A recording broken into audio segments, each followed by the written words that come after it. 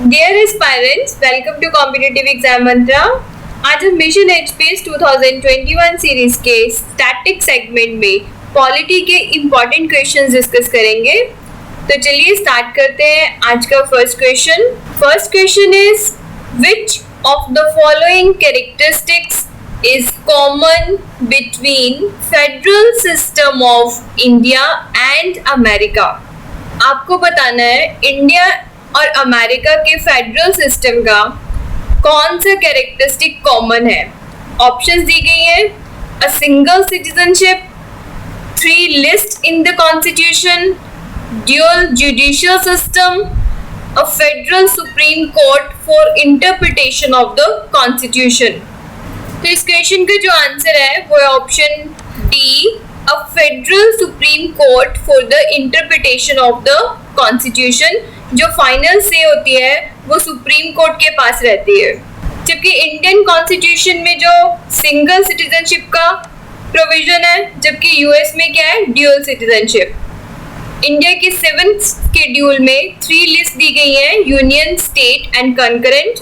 जबकि यूएस में ऐसा सिस्टम नहीं है, लेकिन जो इंटरप्रिटेशन ऑफ द कॉन्स्टिट्यूशन जो होता है उसकी जो फाइनल से है वो सुप्रीम कोर्ट के पास है। So this is the common characteristic.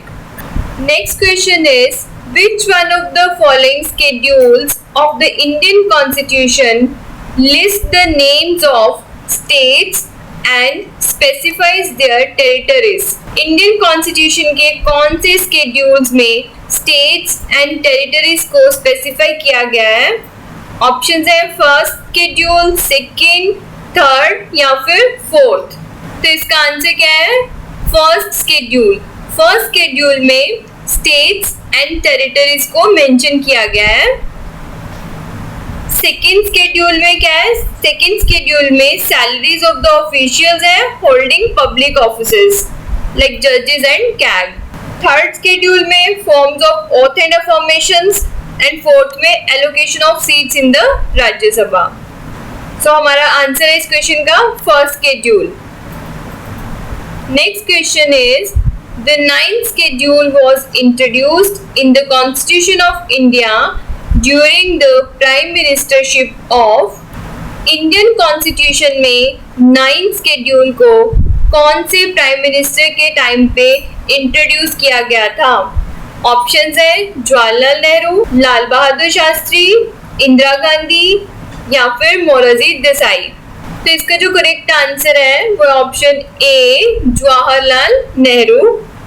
9th schedule को फर्स्ट कॉन्स्टिट्यूशनल अमेंडमेंट एक्ट 1951 में ऐड किया गया था और उस टाइम पे जवाहरलाल नेहरू प्राइम मिनिस्टर थे।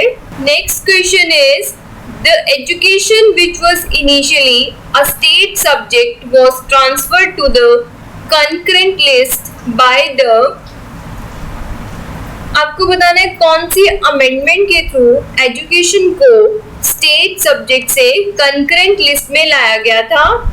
ऑप्शंस है 24th amendment, 25th amendment, 42nd amendment या फिर 44th अमेंडमेंट। तो इस क्वेश्चन का जो करेक्ट आंसर है वो है option C, 42nd amendment. Earlier education जो है वो स्टेट लिस्ट का पार्ट था, but by constitutional amendment 42nd amendment के थ्रू जो कि 1976 में हुई थी, एजुकेशन को स्टेट लिस्ट से कंकरेंट लिस्ट में लाया गया था ताकि इसके ऊपर यूनियन गवर्नमेंट भी लॉ बना पाए। चलिए नेक्स्ट क्वेश्चन देखते हैं। The 6th schedule of the Constitution of India deals with the administration of tribal areas of which of the following states? Constitution में जो 6th शेड्यूल है वो किससे डील करता है? Administration of tribal areas. आपको बताना है वो कौन सी स्टेट्स के साथ डील करता है। ऑप्शंस है बिहार, छत्तीसगढ़, गोवा, मेघालय, त्रिपुरा, मिजोरम, उत्तराखंड, मणिपुर, झारखंड या फिर नागालैंड, अरुणाचल प्रदेश, त्रिपुरा। तो इसका जो करेक्ट आंसर है वो option B, Meghalaya, Tripura, Mizoram. India में जो scheduled area and scheduled tribes की एडमिनिस्ट्रेशन एंड कंट्रोल है, उसका जो कंट्रोल है वो अंडर स्केड्यूल 5 में है, बट इसके अंदर Assam, Tripura, Meghalaya and Mizoram states cover नहीं होती, जो कि किसमें कवर होती हैं? शेड्यूल 6 में। Next question is which of the following is not correctly matched under the Constitution of India? तो ऑप्शंस में से आपको बताना है कौन सी करेक्टली मैच नहीं है। ऑप्शंस है पंचायत पार्ट 9 के साथ रिलेट किया गया है, म्यूनिसिपैलिटीज पार्ट 9A के साथ रिलेट किया गया है, कोऑपरेटिव पार्ट 9B, ट्रिब्यूनल्स को पार्ट 10 के साथ रिलेट किया गया है। तो इसमें जो करेक्टली मैच नहीं है वो है ऑप्शन डी, ट्रिब्यूनल्स, जिसे कि पार्ट 10 के साथ रिलेट किया गया है, बिकॉज जो पार्ट 10 है वो रिलेटेड है to scheduled tribes and tribal areas.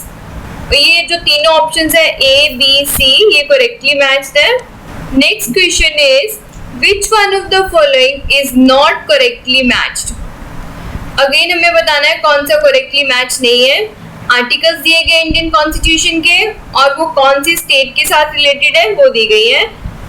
चलिए देखते हैं ऑप्शंस। फर्स्ट है 371A को रिलेट किया गया नागालैंड से, 370B को रिलेट किया गया असम से, 371C को रिलेट किया गया मेघालय से, 371D को रिलेट किया गया आंध्र प्रदेश से। तो 371A जो है वो नागालैंड से रिलेटेड है, ये करेक्ट है।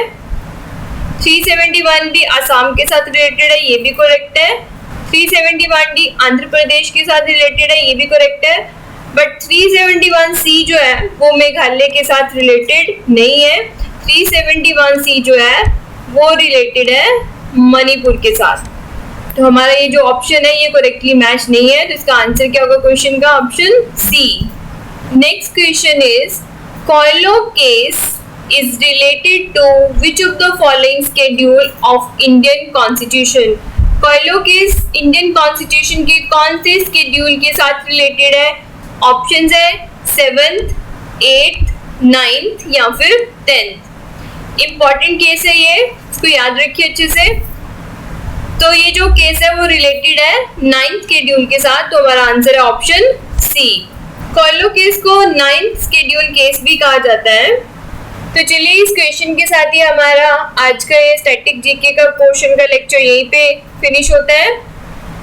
पढ़ते रहिए, खुश रहिए, ऑल द बेस्ट।